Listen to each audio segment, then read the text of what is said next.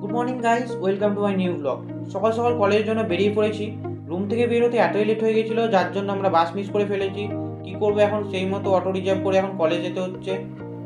এখন চলছে আমাদের প্র্যাকটিক্যাল এক্সামে কোনো ফোন অ্যালাউ নেই, বাট এক্সামের শেষে ফোনটাকে এনে আমরা ল্যাবের ভিতরে কী করি জাস্ট তা দেখানোর জন্য ভিডিওটা করা।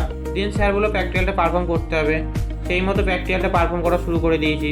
তোমরাই বলো সেই 2 ঘন্টা লেখার পরে কাদেরকেই ভালো লাগে দাঁড়িয়ে দাঁড়িয়ে আবার 1 ঘন্টা প্র্যাকটিক্যাল পারফর্ম করা। যখনই শুনতে পাই প্র্যাকটিক্যাল পারফর্ম করতে হবে, তখনই মনে হয় লাইফে সবথেকে বোরিং জিনিস আবার চলে এসছে।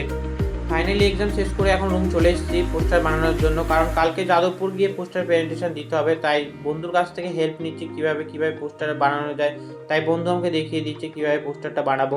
সব কাজ কমপ্লিট করে সব বন্ধু মিলে চলে এসেছি বাইরে। কিছুক্ষণ আড্ডা মারার পরে বন্ধুরা বলছে যে চিকেন রান্না করবো।